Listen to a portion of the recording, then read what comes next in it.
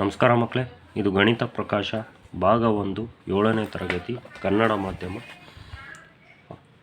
ಅಧ್ಯಾಯ 2 ಅಂಕಗಣಿತದ ಉಕ್ತಿಗಳು. ಈ ಪಾಠದಲ್ಲಿ ಇದನ್ನು ನಾವು 39ನೇ ಪೇಜ್ನಲ್ಲಿ ಕಂಡುಹಿಡಿಯಿರಿ ಲೆಕ್ಕಗಳು ಹಿಂದಿನ ವಿಡಿಯೋದಿಂದ ನಡೀತಾ ಇದ್ದಾವೆ. ಈಗ ಈ ಒಂದು 4ನೇ ಲೆಕ್ಕದಲ್ಲಿ ಬಿ ಲೆಕ್ಕ ಮಾಡಬೇಕು. ಹಿಂದಿನ ವಿಡಿಯೋದಲ್ಲಿ ಎ ಲೆಕ್ಕ ಮಾಡಿದ್ವಿ. ಇಲ್ಲಿ ಕೊಟ್ಟಿರ್ತಕ್ಕಂಥ ಒಂದು ಉಕ್ತಿಗಳು, ಮೊದಲನೇ ಉಕ್ತಿ, ಎರಡನೇ ಉಕ್ತಿ, ಮೂರನೇ ಉಕ್ತಿ, ಇವು ಮೂರೂ ಕೂಡ ಸಮ ಇದ್ದಾವೆ, ಒಂದೇ ಪದಗಳಿದ್ದಾವೆ, ಚೇಂಜು ಇಲ್ಲ, ಆ ಕಡೆಗೆ ಈ ಕಡೆಗೂ ಮಾಡಿಲ್ಲ. ಹಾಗಾಗಿ ಇವೆರಡೂ ಕೂಡ ಇವು ಮೂರೂ ಕೂಡ ಬರೆದು ಇವು ಸಮ ಇದ್ದಾವೆ ಅಂತ ಬರೆದ್ವಿ. ನೆಕ್ಸ್ಟ್ ನಾಲ್ಕನೇ ಉಕ್ತಿ, ಆಮೇಲೆ ಆರನೇ ಉಕ್ತಿ, ಇವೆರಡೂ ಸಮ ಇದ್ದಾವೆ. 87 - 46 + 109, 87 - 46 + 109 ಇವೆರಡೂ ಬರೆದಿದ್ದೀವಿ. 87 - 46 + 109 ಮತ್ತು 87 - 46 ಆವರಣದಲ್ಲಿ +109 ಇವು ಸಮ ಇದ್ದಾವೆ.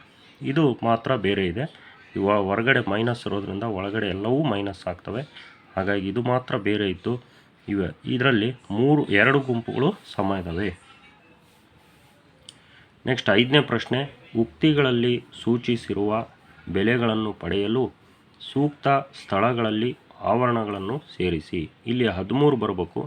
ಇಲ್ಲಿ ಎಲ್ಲಿ ಆವರಣ ಹಾಕಿದರೆ ನಮಗೆ ಅಷ್ಟೇ 13 ಬರುತ್ತೆ ಅಂತ. ಈಗ 34ರಲ್ಲಿ 9 ಹೋದರೆ 25 ಆಗುತ್ತೆ. 25ರಲ್ಲಿ 12 ಕೂಡಬೇಕಾಗುತ್ತೆ. ಇದು ತಪ್ಪಿದೆ. ಸಾರಿ ಮಕ್ಕಳೇ, ಇಲ್ಲಿ ಆವರಣನ ಚೇಂಜ್ ಮಾಡಿದ್ದೀನಿ. ಇಲ್ಲಿ ಆವರಣ ಹಾಕಿದರೆ ಒಳಗಡೆ ಚಿಹ್ನೆ ಬದಲಾಗ್ತಾವೆ. -9 -12 ಇವೆರಡನ್ನು ಕೂಡಿ ನಾವು 34ರಲ್ಲಿ ಕಳೆಯೋಣ. 12 9 21, 21ನ್ನು ನಾವು 34ರಲ್ಲಿ ಕಳೆದ್ರೆ 13 ಬರುತ್ತೆ. ನೆಕ್ಸ್ಟು ನಾವು 56 - 14 - 8 ಅಂದರೆ 56ರಲ್ಲಿ 14 ಕಳೆದ್ರೆ 42 ಆಗುತ್ತೆ. 42ರಲ್ಲಿ 8 ಕಳೆದ್ರೆ 34 ಆಗುತ್ತೆ. ಇದು ಸರಿ ಇದೆ. ನೆಕ್ಸ್ಟ್ ಇಲ್ಲಿ 22 ಬರಬೇಕು. ನಮಗೆ ಆವರಣ ನೋಡ್ರಿ, ಎಲ್ಲಿ ಹಾಕಿದ್ವಿ, ಇಲ್ಲಿ ಹಾಕಿದ್ವಿ. ಅಂದರೆ 12 10 22 ಆಗುತ್ತೆ. -22 ಆಗುತ್ತೆ. -22 +22 ಹೋಗಿ -22 ಉಳಿತದೆ. ಹಾಗಾಗಿ ಆವರಣವನ್ನು ಇಲ್ಲಿ ಹಾಕಬೇಕು.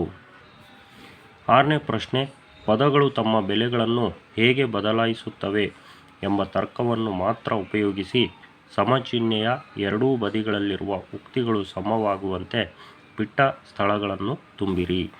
ಈಗ 423ಕ್ಕೆ 4ಅನ್ನು ಸೇರಿಸಿದರೆ 427 ಆಗುತ್ತೆ. ಇಲ್ಲಿ 8ಅನ್ನು ಸೇರಿಸಿದರೆ 427 ಆಗುತ್ತೆ. ನೆಕ್ಸ್ಟ್ ಇಲ್ಲಿ 207, ಇಲ್ಲಿ 210 ಇದೆ. ಅಂದರೆ 3 ಜಾಸ್ತಿ ಇದೆ. ಇಲ್ಲಿ 68 ಕಳೀತಾ ಇದ್ದೀವಿ. ನಾವು ಇಲ್ಲಿ ಎಷ್ಟು ಕಳಿಬೇಕು? ಇನ್ನೂ 3 ಜಾಸ್ತಿ ಕಳಿಬೇಕು. 71 ಕಳೆದ್ರೆ ಸರಿ ಹೋಗುತ್ತೆ.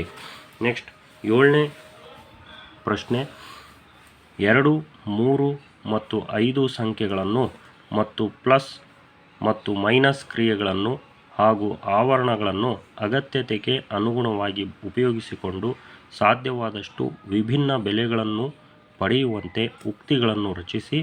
ಉದಾಹರಣೆಗೆ 2 - 3 + 5 = 4. ಇಲ್ಲಿ ಎಷ್ಟನ ಬರಲಿ, ನಮಗೆ ಬೇರೆ ಬೇರೆ ಬೆಲೆ ಬರೋ ಹಾಗೆ ಬರಿಬೇಕು. ಇಲ್ಲಿ ಬರೆದಿದ್ದೀವಿ 2 - 3 + 5, 5 2 7, 7ರಾಗ 3 ಹೋದರೆ 4.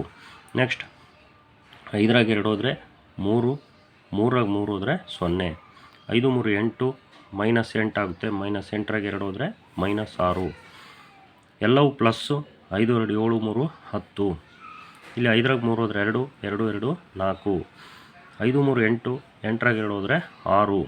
ಇಲ್ಲೂ ಅಷ್ಟೇ 5 3 8, -8ರಲ್ಲಿ 2 ಹೋದರೆ 6. ಇದು 2 ಸತಿ ಬಂದಿದೆ. 5ರಲ್ಲಿ 3 ಹೋದರೆ 2, 2ರಲ್ಲಿ 2 ಹೋದರೆ 0. ಈ ರೀತಿ. 8ನೇ ಪ್ರಶ್ನೆ, ಜಶೋಧ ಒಂದು ಸಂಖ್ಯೆಯಿಂದ 9ಅನ್ನು ಕಳೆಯಬೇಕಾದಾಗಲೆಲ್ಲ ಅವಳು 10ಅನ್ನು ಕಳೆದು ಅದಕ್ಕೆ ಒಂದನ್ನು ಕೂಡುತ್ತಾಳೆ. ಉದಾಹರಣೆಗೆ 36 ಮೈನಸ್ 9 = 26 ಪ್ಲಸ್ 1. ಅಂದರೆ 36ರಾಗೆ 10 ಕಳೆದಾಳೆ 26, ಅದಕ್ಕೆ 1 ಕೂಡಿದ್ರೆ 27 ಆಗುತ್ತೆ. ಇದು ಸರಿ ಉತ್ತರ. ಅವಳು ಯಾವಾಗಲೂ ಸರಿಯಾದ ಉತ್ತರವನ್ನು ಪಡೆಯುತ್ತಾಳೆ ಎಂದು ನೀವು ಭಾವಿಸುತ್ತೀರಾ? ಏಕೆ? ನೀವು ಇದೇ ರೀತಿಯ ಇತರೆ ತಂತ್ರಗಳ ಬಗ್ಗೆ ಯೋಚಿಸಬಲ್ಲಿರಾ? ಕೆಲವು ಉದಾಹರಣೆಗಳನ್ನು ನೀಡಿ. ಈಗ ಅದಕ್ಕೆ ಉತ್ತರ ಹೌದು, ಜಶೋಧ ಯಾವಾಗಲೂ ಸರಿಯಾದ ಉತ್ತರವನ್ನು ಪಡಿತಾಳೆ. ಅವಳ ತಂತ್ರವು ಕೆಲಸ ಮಾಡ್ತದೆ. ಯಾಕಂದರೆ 10 ಕಳೆದು 1 ಕೂಡಿದರೆ 9 ಕಳೆದ ಹಾಗೆಯೇ. ಯಾವುದೇ ಒಂದು ಸಂಖ್ಯೆ, ಉದಾಹರಣೆಗೆ 25 ತಗೊಳ್ಳೋಣ. 25ರಾಗೆ 9 ಕಳಿಬೇಕಂದ್ರೆ ನಾವು ಮೊದಲೇ 25ರಾಗೆ 10 ಕಳಿತಾಳೆ, ಅಲ್ಲಿಗೆ 15 ಬರುತ್ತೆ. 15ಕ್ಕೆ 1 ಕೂಡಿದ್ರೆ 16 ಬರುತ್ತೆ. ಹಂಗಾಗಿ ಇವಳ ಒಂದು ತಂತ್ರ ಸರಿಯಾದ ಉತ್ತರ ಕೊಡುತ್ತದೆ. ಇದೇ ರೀತಿ ತಂತ್ರಗಳು ಅಂದರೆ 99 ಕಳೆಯುವಾಗ ನಾವು 100 ಕಳೆದು 1 ಕೂಡಬೇಕು. ನೋಡಿರಿ, 245ರಾಗೆ 99 ಕಳಿಬೇಕಾದ್ರೆ 245ರಾಗೆ 100 ಕಳೆಯೋಣ, 145 ಬರುತ್ತೆ. ಅದಕ್ಕೆ 1 ಕೂಡಿದ್ರೆ 146. ಇದರ ಉತ್ತರ ಬರುತ್ತೆ. ನಮಗೆ ಸುಲಭವಾಗಿ ಸಿಗ್ತದೆ ನಮಗೆ ಅಷ್ಟೇ. 99 ಕಳೆಯೋದು ಜಟಿಲವಾದ ಪ್ರಶ್ನೆ. ಆದರೆ 100 ಕಳೆದು ಸುಲಭವಾಗಿ 200ರಾಗೆ 100 ಹೋದರೆ 100 ಅಂತಂದೇಳಿ ಬರಿಬೋದು. ನೆಕ್ಸ್ಟ್ ಇನ್ನೊಂದು ತಂತ್ರ, 9 ಕೂಡುವಾಗ 10 ಕೂಡಿ ನಾವು 1 ಕಳಿಬೇಕು. ಈಗ 18ಕ್ಕೆ 9 ಕೂಡ್ತಿದ್ದೀವಿ ಅಂದರೆ 18ಕ್ಕೆ 10 ಕೂಡಿ 28 ಆಗುತ್ತೆ. ಅದ್ರಾಗ 1 ಕಳೆದ್ರೆ 27. ನೆಕ್ಸ್ಟ್ ಇನ್ನೊಂದು ತಂತ್ರ, 5 ಗುಣಿಸುವಾಗ 10ರಿಂದ ಗುಣಿಸಿ 2ರಿಂದ ಭಾಗಿಸ್ಬೇಕು. ಈಗ 36 × 5 ಗುಣಿಸ್ತಿದ್ದೀವಿ ಅಂದರೆ ಮೊದಲು 10ರಿಂದ ಗುಣಿಸೋಣ. 36 1 36, 36 0 0. ಗುಣಿಸೋದು ಈಸಿ ಆಗುತ್ತೆ. 2 1 2, 2 1 2, 2 8 16, 2 0 0. 2ರಿಂದ ಭಾಗಿಸ್ಬೇಕಾಗುತ್ತೆ. 180. ಈ ರೀತಿ ತಂತ್ರಗಳು.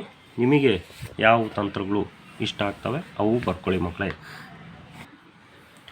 ಮುಂದಿನ 2 ಉಕ್ತಿಗಳನ್ನು ಪರಿಗಣಿಸಿ. 73 - 14 + 1, 73 - 14 - 1. ಪ್ರತಿ ಉಕ್ತಿಗೆ ಸಮವಾಗುವ ಉಕ್ತಿಗಳನ್ನು ಮುಂದಿನ ಸಂಗ್ರಹದಿಂದ ಗುರುತಿಸಿ.